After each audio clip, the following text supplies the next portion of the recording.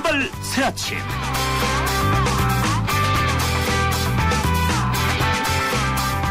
청취자 여러분 안녕하십니까. 출발 새 아침의 진우식 변호사입니다. 검찰이 전두환 전 대통령 집에 금속 탐지기를 들고 들어간 지 50여일이 지나서 전 대통령 가족들이 추징금 미납분을 다 내겠다고 나섰습니다. 전직 대통령 집에 금속 탐지기를 들고 갔다는 건 완전히 범죄인 취급을 한 것인데요. 아마 전 세계 웃음거리가 됐을 겁니다. 어쨌든 전 대통령은 처남 이창석 씨가 구속 기소되고 아들들이 구속될 위기에 놓이자 백기투항하는 것으로 보입니다. 참기나 당하고 이게 뭡니까? 전두환 전 대통령이야 섭섭하겠지만 정의의 실현인 것만은 분명해 보입니다. 그런데도 어째 뒤끝이 섭섭합니다. 왜 힘 빠진 우리만 그러느냐는 민정기 비서관의 말이 제게는 아직도 귓가에 남아있습니다. 그 말이 아직 힘이 남아있는 권력자의 아들들은 수천억 정체불명의 검은 돈으로 호의호식한다는 뜻이 아니었으면 합니다. 9월 10일 화요일 순서입니다. 국회 윤리특위에서 이석기, 김재현 두 의원 자격심사에 났습니다. 이석기 의원 제명안도 제출되어 있습니다. 1부에서 새누리당 간사 연동열 의원 연결합니다. FTA 협상이 다변화되고 있습니다. 한중 FTA 1차 협상이 끝났습니다. 어제 박 대통령은 한베트남 FTA 추진에 합의했습니다. 정부는 환태평양 경제 동반자 협정에 참가하기로 방향을 틀었습니다. 2부에서 FTA 방향을 전문가로부터 짚어봅니다. 천안함 프로젝트라는 영화를 내리자 영화인들이 정치적 결정이라면서 기자회견을 열었습니다. 사업에서 기자회견에 나선 영화인 대표와 천안함 유가족 대표를 연결해서 의견을 듣습니다. 매주 화요일은 문화로 읽는 세상 준비합니다. 저는 책의 출발 사침 출발합니다.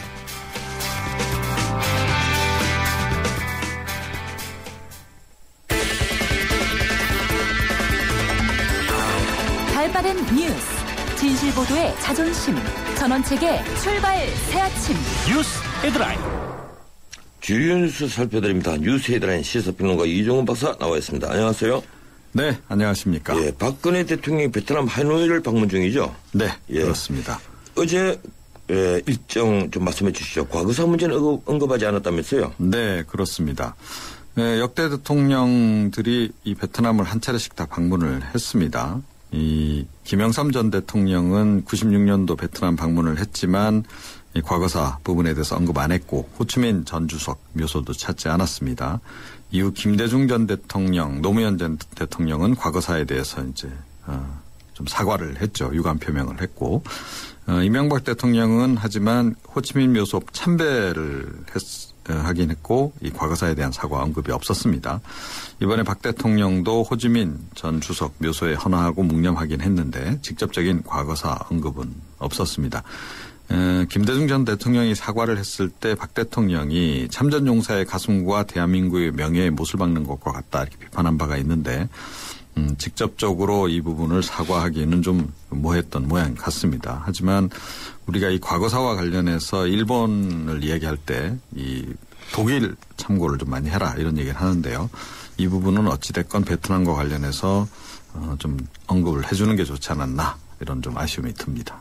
예, 글쎄 그 문제는 좀 정치적인 판단이 있어야 되겠죠. 예, 그 세일제 외교 부분은 어떻습니까? 네, 그 내년에 그 한 베트남 FTA 이 포괄적이고 높은 수준 그 체결을 목표로 협상을 가속화하기로 이렇게 결정을 했습니다. 이번에 이제 공동성명에서도 이 경제적인 부분에 대해서 언급이 많았는데 당초 목표를 3년 앞당겨서 2012년 무역액 200억 달러 달성한 거 높이 평가를 하면서 2020년까지 700억 달러 수준으로 달성될 수 있도록 공동 노력하겠다 뭐 이런 내용도 포함이 됐습니다. 네. 예, 혼외 자녀 논란이 불거진 이 최동욱 검찰청장 어제 정정 보도를 청구하면서 그 DNA 조사에 응할 수 있다 이렇게 얘기했다면서요? 네, 그렇습니다. 이 조선일보가 어제 후속 보도를 또 내놨죠. 그 아들로 추정되는 그 친구가 지난 7월 말에 다녔던 서울 시내 사립초등학교 기록에 아버지가 이제 최동욱이라고 적혀 있던 거로 확인됐다. 뭐 이런 내용입니다. 그러면서 이제 진실을 밝혀야 한다. 최 청장에게 이제 요구를 하는 그런 그 보도가 나왔었는데 이 검찰 측에서 그 해당 언론사에 정정 보도를 청구할 계획이다. 어제 이렇게 밝히고 나섰습니다. 그리고 빠른 시일 내에 정정 보도를 하지 않을 경우 추가 조치를 검토하겠다. 법적 대응 가능성도 시사를 했습니다. 아울러서 유전자 검사를 할 용의도 있다 이렇게 밝히긴 했는데요. 이 유전자 검사가 이렇게 또 쉽지는 않은 모양입니다. 또 어머니 또 동의도 있어야 되고 또 이 절차도 좀 복잡한 그런 부분이 좀 남아 있고요. 조선일보는 뭐 계속 사실이다 이렇게 전제를 하고 보도를 좀 이어갈 것으로 이렇게 보입니다.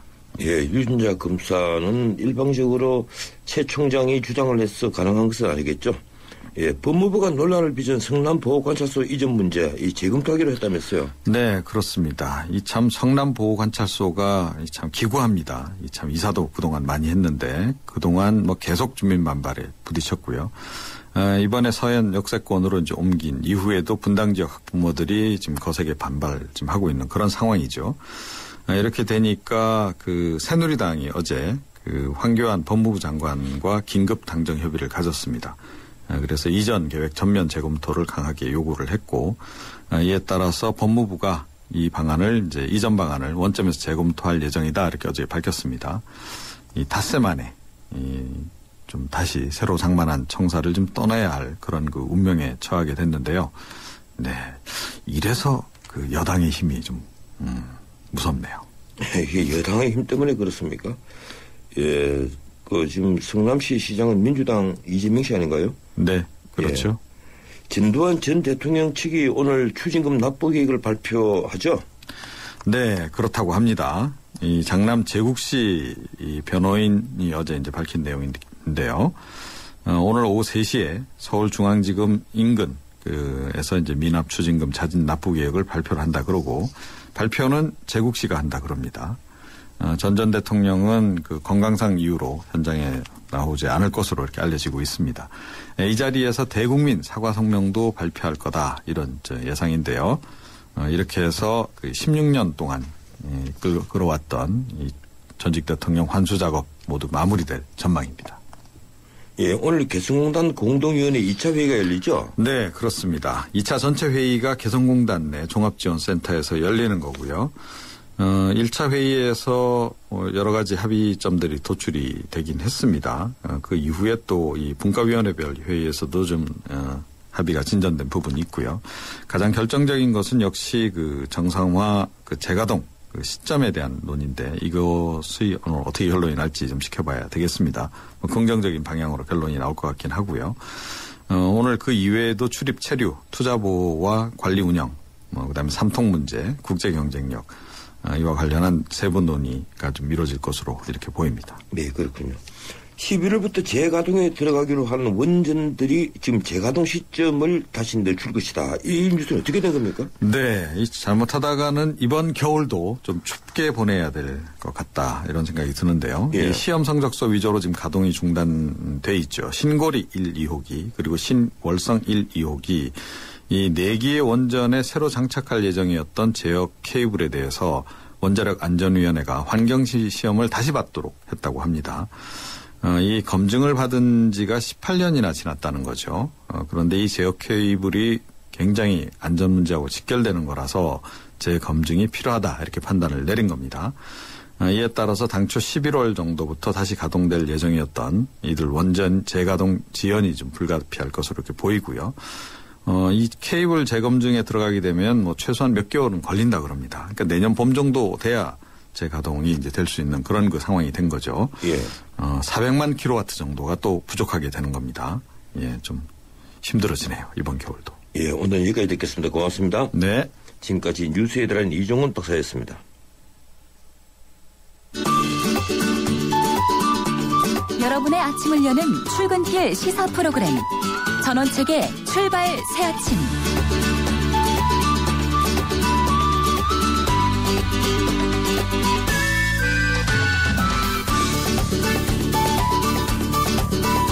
개점 휴업 상태였던 국회 윤리특별위원회가 오는 16일에 전체 회의를 열고 지난 3월부터 7월까지 접수된 11건의 징계안을 논의합니다. 핵심은 그동안 미뤄왔던 통합진보당 이석기 의원과 김재인 의원의 비례대표 부정경선과 관련한 자격심사입니다.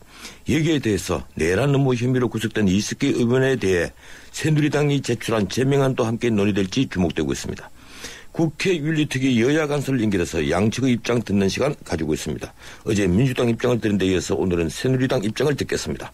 국회 윤리특위 새누리당 간사인 염동열 의원 전화 연결되어 있습니다. 안녕하세요, 염 의원님.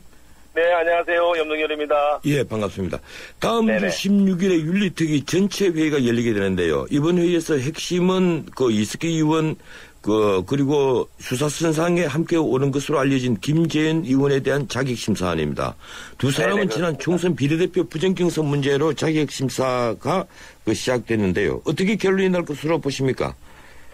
아마 이 자격심사는 지난 총선에 있어서 비례대표에 있어서 부정선거로 인해서 여야가 합의가 됐기 때문에 예. 아마 이 자격심사는 당리당략이 아닌 이 자격심사 자체를 보게 된다고 한다면 아마 자격심사에 문제는 크게 없다고 생각합니다.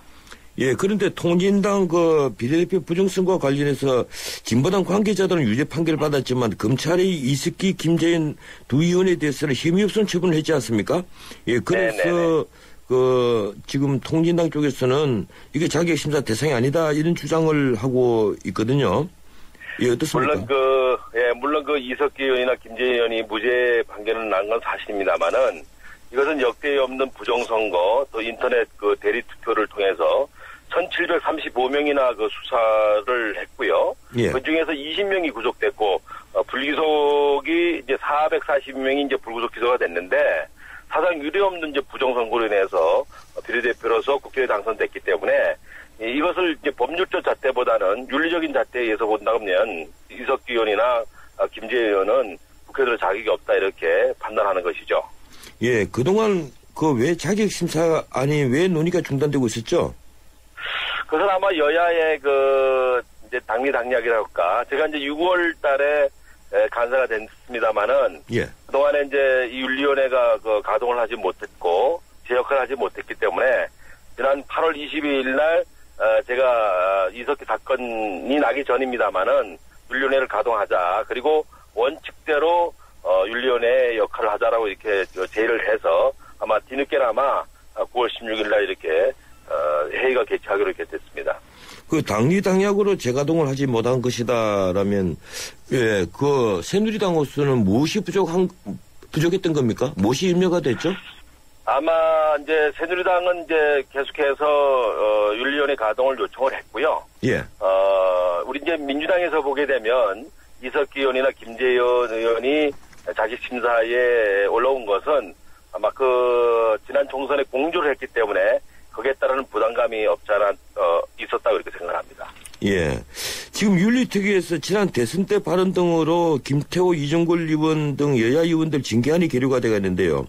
이번에 한꺼번에 전부 처리되는 겁니까? 네, 총 21건이 되어 있는데요. 예. 이 이석기 의원과 김재현 의원이 자격심사, 그리고 나머지 19건이 징계안으로 올라와 있습니다. 그래서 6건은 이미 우리 자문위원회에서 결정이 났고 이제 전체에만 남겨뒀기 때문에 나머지 건에 대해서는 모두 처리하자고 여야가 합의를 했습니다. 예. 이 자격심사안과는 별개로 새누리당이 지난 금요일에 소속 의원 전원 명의로 이석기 의원에 대한 제명안을 제출했지 않습니까?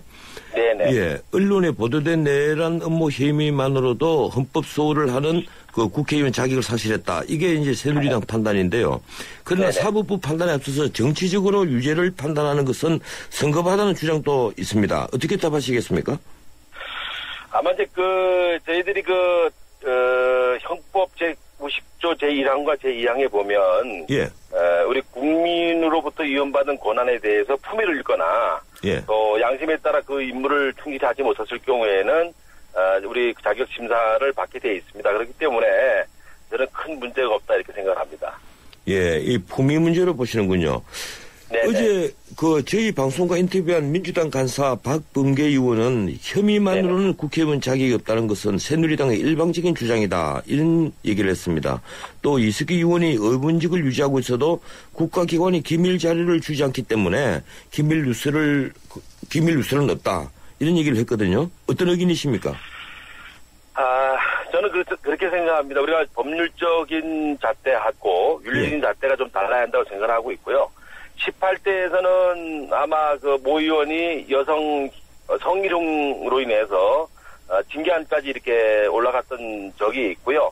또 지금 나머지 19건의 징계안도 보게 되면 대부분 말실수 또 여러 가지 이제 말로 인해서 이제 빚어진 것들이기 때문에 이번 이석기 사건은 내란 음모라고 하는 정말 엄청난 국민들이 충격에 빠졌던 사건이기 때문에 예. 저는 충분하게 징계안에 이렇게 논의할 수가 있다. 또 징계 절차에 따라서 제명까지도 가능하다 이렇게 생각을 합니다. 예. 그런데 어제 민주당 박범계 의원은 그 민주당 입장으로서 그 보다는 개인 입장을 먼저 얘기를 했습니다. 이 제명안을 상정하는 것은 적법 절차에 맞춰서 이 수사 결과를 지켜보고 해도 늦지 않는다. 그래서 그 시점을 자신의 기소 단계 정도로 본다. 이렇게 얘기를 했거든요. 그렇다면 이 한두 달 정도 더 있다가 기소 단계에서 제명 여부를 논의해도 늦지 않는 것 아닙니까?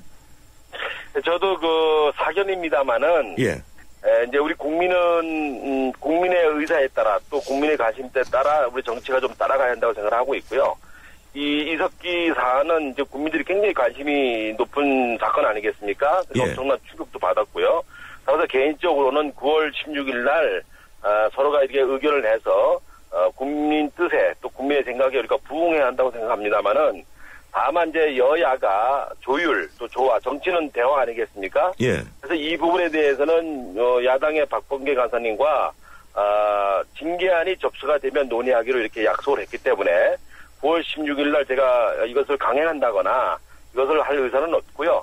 다만 국민 관심사가 있기 때문에 우리 박범계 간사님과 잘 조율하면 빠른 시일 안에 징계안에 이렇게 착수가 될 것으로 이렇게 판단하고 있습니다. 예, 그럼 위원 의원께서는 현재로서는 이석기 의원에 대한 제명안 심사도 다음 주 전체회에서 함께 다뤄야 한다. 이렇게 보시는 거죠? 사견으로서는 이제 국민 관심사가 있기 때문에 9월 16일을 다뤄야 하겠습니다만은 아까 말씀드렸듯이 정치는 그래도 조율이고 대화라고 생각하기 때문에 야당의 박범계 간사님과 이 부분에 대해서는 이렇게 협의하도록 이렇게 하도록 하겠습니다. 예, 그럼 민주당이 제명안 심의에 동의하지 않으면 제명안 심의는 늦춰질 수 있다. 이런 겁니까? 이제 만약에 야당에서 이런 징계안 자체를 보지 않고 당리당략에 판단하는 그 시점이 된다고 한다면 국민 관심 또 국민의 여러 가지 요구에 의해서 저는 어느 정도 이 징계안 처리가 진행돼야 한다 이렇게 생각하고 있습니다. 예, 그렇군요. 국정원이 이석기 의원에 대해 여적죄를 적용하는 것을 검토하고 있습니다. 여적죄는 아시겠지만 적국과 합세해서 대한민국에 항적한다 이런 죄인데요. 이 6.25 이후 사실 적용된 바가 없기 때문에 사실은 사문화되어 있다는 평가가 많았습니다. 이번에 여적죄 적용이 가능하다고 보십니까? 네, 저는 형법 제93조에 지금 말씀하신 대로 이제 적군과 합세해서 대한민국에 이제 저항한 자에 대해서는 여적죄를 적용할 수 있기 때문에 저는 그 여적죄에 대한 그 법리 해석은 맞다라고 생각을 하고 있고요. 다만 이제 그 이석기 의원이 내란 음모죄로 일단은 체포동의안에 올라섰습니다만은 그 이석기 의원이 총책인 아로 조직원들이 여러 가지 공중전화를 통해서 젖과 이렇게 북한 인사들과 접촉한 사례들이 나오기 때문에 아마 이 국정원에서는 여적죄를 첨가해서 할 것이다 이렇게 저 언론 보도를 들었고요. 이것은 아마 검찰의 판단으로 여러 가지 상황에 따라서 적용할 것이다 이렇게 생각을 하고 있습니다. 예, 그렇군요. 이석기 의원 본인은 이번 사건은 국정원이 진보당원을 매수해서 조작한 것이라는 주장을 합니다. 이재명 통진당 대표는 또 소위 합정동 아로 모임에서 나온 말들은 농담이었다 이렇게 얘기를 했습니다. 그만큼 이번 사건이 이제 터무니없다는 것인데요. 이석기 의원은 국정원 수사에서 묵비권을 행사하고 있거든요. 이 전반적인 수사 과정에 대해서 어떻게 평하시겠습니까? 저도 이제 체포 동의안에 이제 동의를 하면서 여러 가지 체포 동의안에 나온 여러 가지 이제 사실을 이제 보게 되니까요. 농담이라고 하는 것은 사실은 저희들이 이해하기 어려운 농담으로 끝나는 얘기 같고요. 여러 가지 상황적으로 봤었을 때는 내란 음모 또 국가의 질서를 이렇게 흔드는 여러 가지 이렇게 묘사된 그 녹음 테이프들이 나오고 있기 때문에 저는 큰 무리가 없다 이렇게 생각을 합니다. 예. 이석기 의원 사건이 터진 데 새누리당의 지지도가 올라갔지 않습니까? 그리고 전국 지도권을 쥐고 쥐게 되었다. 이것이 이제 일반적인 그 견해입니다. 그래서 네네. 새누리당이 이석기 제명안까지 밀어붙이는 것이라는 관측이 나오고 있는데요. 이 말씀드리자면 이석기 제명안이 그 이석기 불씨를 끄트리지 않기 위한 정치적 판단에서 그 제출한 것 아니냐 이런 주장들이 네네. 있습니다. 어떻게 반론하시겠습니까? 아마 그런 것은 아닐 거라 생각합니다. 이것은 이제 당의 지지도가 올라가고 새누리당이 이제 국민들로부터 좀 더 좋은 이렇게 생각, 좋은 지지를 받는다는 차원을 떠나서 이것은 우리 국가의 이런 질서를 흔드는 엄청난 사건입니다. 여기에 따라서 우리 새누리당이 저는 잘 지금까지 대처했다고 생각을 하고 있고 또 나름대로 반성도 하고 있습니다. 이러한 세력들이 결국 국회에서 일할 수 있도록 한 것에 대해서는 저희들 굉장히 안타깝게 생각을 하고 있고요. 예. 다만 이것을 이제 제명안까지 가는 것은 국민의 요구, 또 국민이 생각할 수 있는 종북성에 대한 척결, 또 우리나라의 질서를 위해서는 반드시 이런 국회의원이 국회에 있어서는 안 된다는 요구가 있기 때문에 그런 차원에서 저희들이 제명까지 이렇게 진행된 것으로 이렇게 알고 있습니다. 예. 이 새누리당 홍문종 사무총장이 정부가 헌법재판소에 통합진보당 해산을 요구해달라, 이제 이런 얘기를 했는데요. 쉽게 말씀드리면 헌법 8조 규정에 따라서 통합진보당의 목적과 활동이 민주주의 기본질서에 위배되었다, 이렇게 판단을 한 겁니다. 지금 이것이 네네. 새누리당의 그 당론입니까?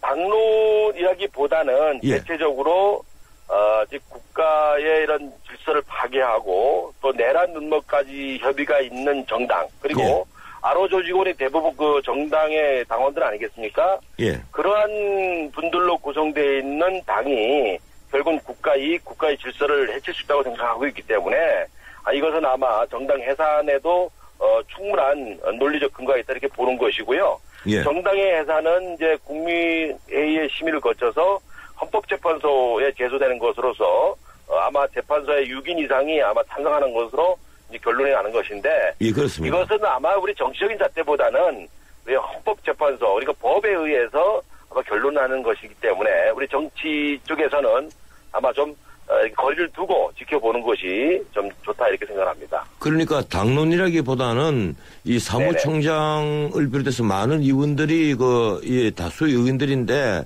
이 정부에 네네. 촉구하는 정도의 의미만 가지고 있다는 것이네요. 이제 우리 정치를 하는 정치인들이나 예. 정치학자들 대다수의 국민들이 이런 정당이 존재해서는 어렵다. 이런 정당은 해산돼야 한다고 하는 국민적 요구가 반영된 것이다 이렇게 생각합니다. 예, 이 점에 있어서 민주당 박범계 의원은 이 수사 윤곽이 아직 드러나지 않았다. 그걸 보고 나서 정당 해산도 논의할 수 있지 않느냐 이런 그 입장입니다. 어떻습니까? 전에 말씀을 드렸습니다만 이 부분은 정치적 잣대로 보는 것보다는 예. 국민의 요구, 국민의 민심 그리고 이 정당이 과연 존재하느냐에 따라서 저희들이 결정하는 것이지 꼭 사법적 판단 그리고 이 수사 결과가 나와야만 하는 것은 아니라고 생각합니다. 윤리적 판단이나 정당의 해산은 그 이전이라도 우리 국민 질서 또 국민에 대한 여러 가지 요구에 대해서 부응하는 것이라 생각하기 때문에 저는 박범계 의원의 얘기에 동의할 수가 없습니다. 예, 조금 다른 질문 하나 드리죠. 이 민주당 네네. 김한길 대표가 새누리당이 진보당 이석기 의원 사건과 관련해서 민주당 책임론을 주장하고 있는 데 대해서 새누리당은 독재 정권, 군사 쿠데타 정권에 뿌리를 두고 있어서 종북몰이에 여념이 없다. 이렇게 비판을 했습니다. 이 같은 비판에 대해서 어떤 견해를 가지고 있습니까? 새누리당이든 또 민주당이든 또 나름대로의 과거 역사를 갖고 있는 당이죠. 예. 그러면서 오랫동안 민주를 해오면서 자기 혁신 또 자기를 이렇게 개발하기 위해서 노력을 좀 해왔다고 생각합니다. 그런 차원에서 새누리당도 새로운 당을 만들었고 또 당의 색깔 로고도 바꿨고 또 최근에는 민주당도 당의 색깔 당의 로고도 바꾼 것 아니겠습니까? 그런 차원에서 새로운 출발에 과거를 지금에 접목시키는 것은 좀 문제가 좀 있다고 보고 있고요. 예. 다만 이제 새누리당은 나름대로의 국가 질서 또 이번 사태에 대해서 정말 우리 민주주의를 수호하고 국가의 안위를 위해서 나름대로의 최대한 노력을 하고 있다고 보고 있고요.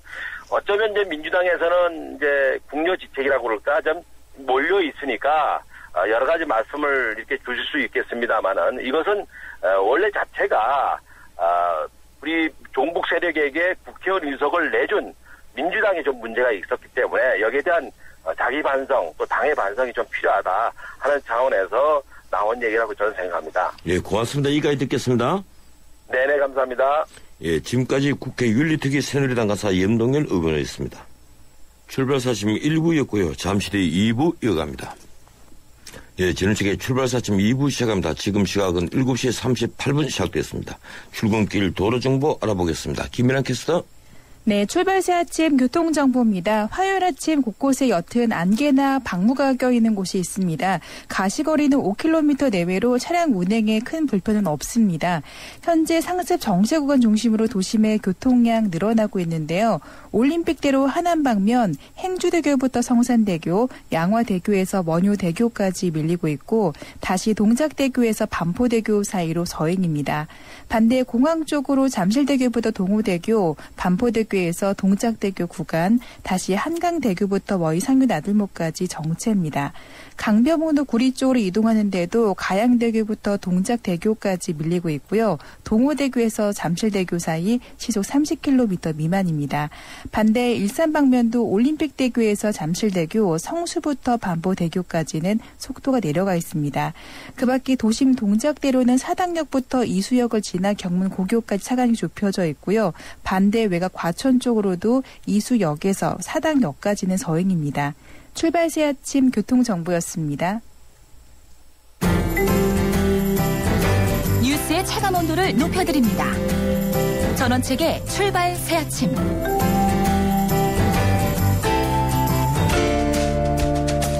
베트남을 방문 중인 박근혜 대통령은 정던상 주석과 만나서 내년 중 FTA 체결을 목표로 하는 공동성명을 채택했습니다. 또 지난 6일에는 한중 양국이 FTA 1단계 협상을 마무리했죠. FTA는 이제 세계 경제 지도에서 대세가 되고 있습니다. 각국은 자국의 이익을 극대화하기 위해서 FTA 상대를 선택하고 다자간 FTA에 참여하기도 합니다. 우리도 한칠레 FTA에서 시작해서 한미, 한EU FTA로 무역 자유 영역을 넓혀왔습니다. 최근에는 미국이 주도하고 일본 등 12개 나라가 참여하는 환태평양 경제 동반자 협정 TPP라고 부르는 이른바 메가 FTA에 참가하기로 가닥을 잡은 것으로 알려졌습니다. 관련해서 전문가 의견을 듣겠습니다. 무역협회 박진일 통상연구실장 전화로 연결되어 있습니다. 박 실장님 안녕하세요. 네, 안녕하십니까. 예, 먼저 최근에 마무리된 한중 FTA 1단계 협상 결과에 대해서 의견을 듣기로 하겠는데요. 이제 1단계 협상이 마무리돼서 협상 모델리티, 이제 기본 지침은 확정이 되었고 앞으로 본격적인 품목적 협상이 이룰 겁니다. 예, 1차 협상 어떻게 보셨습니까? 네, 지금까지 우리나라가 미국이나 EU하고 체결한 그 자유화 수준에 비하면 이제 다소 좀 미흡한 것이 사실입니다. 그러나 예. 그동안에 이제 중국이 그 개방 수준을 한 80% 내외로 주장을 해왔던 거 하고요. 그 다음에 지금까지 중국이 체결한 FTA 중에서 가장 높은 개방 수준이라는 점, 그리고 이번 개방 수준을 90% 수준으로 맞춤으로써 우리의 그 민간 분야인 농수산물 분야하고 노동지박적인 산업을 충분히 보호할 수 있는 기반을 마련했다는 점을 보면 정부로서는 충분히 최선을 다한 협상이었다고 생각을 하고 있습니다. 예, 말씀하신 대로 이 한EU보다는 낮지만 그래도 개방률을 그 90%를 유지를 했는데, 네. 예, 문제는 그 이번에 농수산품과 생활용품의 수입액 비중이 전체 무역의 9.6%에 불과하기 때문에 개방 제외의 범위를 지나치게 너무 넓게 잡은 것 아니냐 이런 지적이 지금 나오고 있습니다. 예, 그 점은 네. 어떻게 보십니까?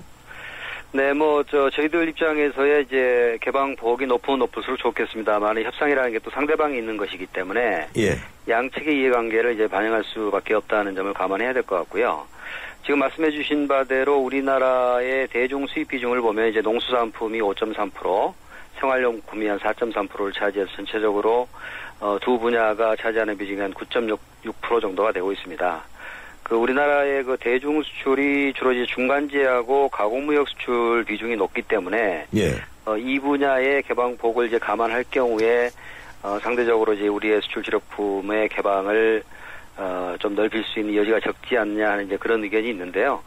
아무래도 이제 우리가 이 2차 협상 과정에서 이제 그동안에 그 고관세로 묶여 있는 이제 대중 수출 품목, 특히 이제 최종 소비재가 되겠습니다. 예. 이 분야를 이제 발굴을 해서 중국 측의 관세 철폐율의 그 85% 범위 속에 포함을 시키는 것이 이제 중요한 협상 과제가 될 것 같습니다. 예, 이 한중 FTA 개방률이 아까도 말씀드렸다시피 90%인데 한미가 99.8%, 한유럽이 99.6%, 한 아세안이 96.2%입니다. 한 인도 FTA만 88.7%로 한중 FTA보다 낮은 편인데요. 네. 너무 이게 개방률이 낮아서 FTA로서 기능을 못하지 않느냐 이런 지적도 있습니다. 그 점 어떻습니까? 네, 이제 우리가 FTA를 이야기할 때는 이제 흔히 그 관세, 비관세 장벽을 통한 이제 무역 자유화를 추구한다 이런 이제 표현을 쓰고 있습니다. 예. 이제 물론 이제 관세의 시장 개방률을 높여서 관세율을 낮추는 것도 물론 중요하지만 또 이제 비관세 장벽을 낮추는 것도 굉장히 중요합니다. 그래서 중국과의 관계에서도 보면 비관세 장벽으로 인한 이제 저희들 그 수출 제한이 상당히 많은 상황이고요. 예. 따라서 이번에 1단계 협상에서 저희가 이제 그 중국 쪽에서 그동안 이제 좀 소극적인 입장을 보여왔었던 뭐 서비스 투자, 그다음에 규범 분야에서의 협상에 대해서 중국 측이 이번에 오케이를 했거든요. 예. 따라서 이제 이 분야에서의 우리가 이제 비관세 장벽을 이제 제거하고 완화해 나가게 된다 그러면 한중 FTA가 충분히 실익 있는 FTA가 될 수 있다고 그렇게 생각을 하고 있습니다. 예, 이 핵심 중에 하나가 중국이 자동차 산업에 대해서 민감 품목으로 지정을 해서 향후 길게는 20년간 이제 관세를 부과할 것으로 보이는데요.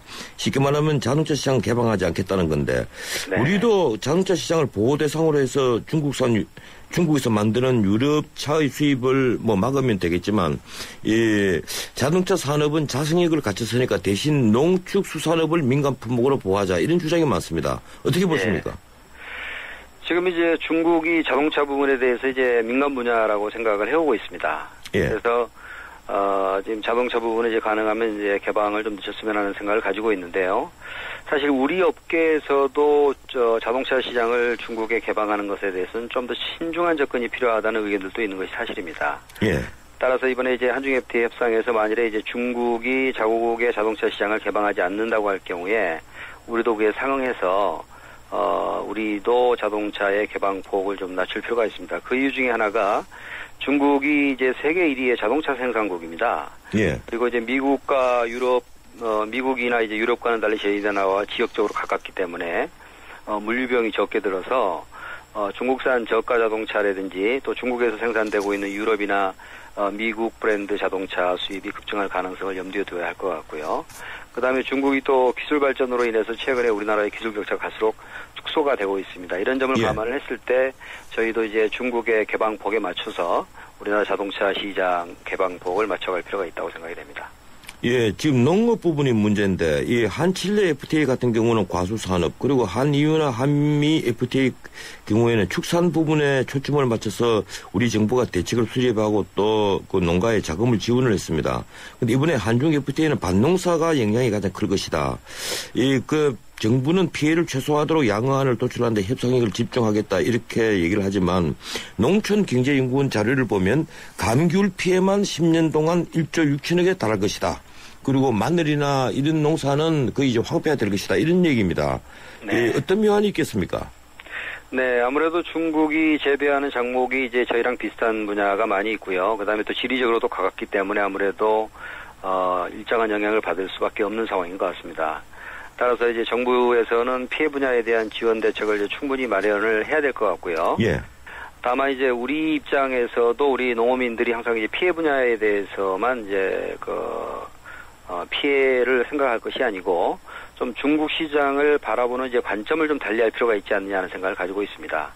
농수산업을 피해 분야로만 이해할 것이 아니고 거대한 중국이라는 내수 시장이 새로 열렸다는 시각을 좀 볼 필요가 있다는 생각이 듭니다. 예. 중국이 이제 소득 수준이 높아지고 또 구매력이 높아짐에 따라서 뭐 신선식품이라든지 웰빙 제품에 대한 이제 수요가 앞으로 계속 증가할 걸로 예상이 됩니다. 예. 네, 중국 내에서 이제 자국산 식료품의 안전에 대한 불신이 높고 또 한국산에 대해서는 또 좋은 이미지를 갖고 있기 때문에 국내산 어떤 채소, 과일, 야채 등을 고급화해가지고 또 브랜드화하고 또 이거를 바탕으로 웰빙형 가공 제품을 개발을 해서 중국의 어떤 고급 농수산물 시장을 개척해 나간다면 우리의 농업 분야에게도 새로운 활로가 열리는 게 아닌가 하는 생각도 해보고 있습니다.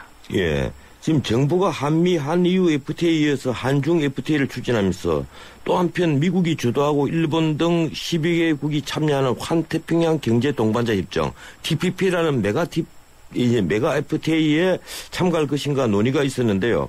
처음에는 참여 의지가 없다가 그때는 이제 실제 실익이 없고 TPP 참가국 중에는 농수산물 수출국이 많다. 이제 그런 원인을 댔거든요. 근데 박근혜 정부가 출범하면서 이 TPP에 참여하기로 가닥을 잡은 것으로 보입니다. 이번 이런 결정에 대해서 그 배경을 무엇이라고 보십니까? 네, 최근 들어서 사실 국제 통상 환경이 굉장히 급변을 하고 있습니다. 예. 저희가 당초 TPP에 대해서 유보적인 입장을 취할 당시만 하더라도 이제 저희가 생각한 게 두 가지 이유 때문이라고 했었거든요. 예. 일단은 그 TPP를 주도하고 있는 미국과의 FTA가 이제 발효된 지가 얼마 되지 않았고, 그 다음에 이제 TPP에 참여하고 있는 대부분의 국가들이 농업 국가들이기 때문에 우리가 이제 얻을 것보다는 아무래도 시장 개방을 추가로 해야 된다는 좀 부담이 있다는 게 있었고요. 예. 그 다음에 우리의 이제 최대 수출국인 중국과의 그 양자 FTA를 앞두고 보다 그쪽에 좀 집중할 필요가 있었다는 그런 이제 배경이 있었었는데요. 최근 들어서 지금 일본이 TPP에 이미 이제 가입을 해서 참가를 하고 있고, 그 다음에 미국의 강력한 리더십 하에서 지금 금년 내에 타결 목표로 지금 서두르고 있습니다. TPP를요. 예.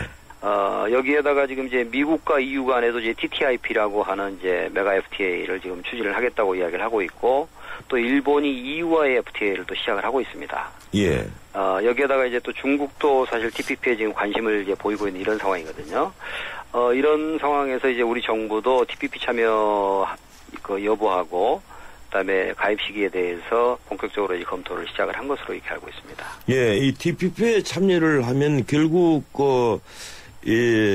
앞으로 우리가 한 아세안 그리고 중국이 모여서 한다는 그 영내 이 자유무역 협정, 포괄적 경제 동반자 협정이라고 그러죠. 예. 여기에는 이제 참가하는 이의가 적어지지 않겠습니까? 저희 입장에서는 이제 그 TPP하고 RCEP에 참가하는 것이 다들 이제 이익은 있다고 말씀드릴 수가 있습니다. 아까 말씀드린 대로 당초의 상황과는 여러 가지로 지금 바뀌고 있는 것이 지금 경제가 예전에 이제 다자 중심에서 블록화가 지금 진행이 되고 있거든요. 예. 그래서 이런 메가 FTA에서는 지금 이제 새로운 또 이제 무역 규범들이 아마 창출이 될 걸로 예상이 되고요. 그 다음에 이제 이번 그 TPP 같은 경우는 우리나라가 현재 FTA를 체결하지 않는 4개의 국가, 일본을 포함할 경우는 5개입니다만은 이제 호주, 뉴질랜드, 캐나다, 멕시코 이런 나라들과 FTA를 이제 일거에 체결하는 그런 효과가 있고요.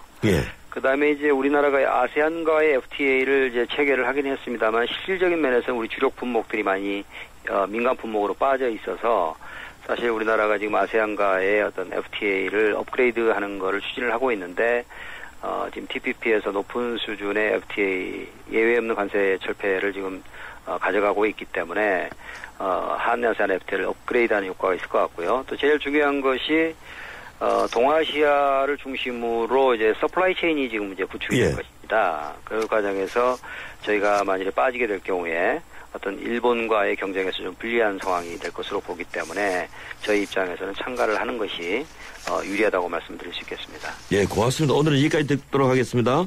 네, 감사합니다. 예, 지금까지 무역협회 박진일 통상연구실장이었습니다.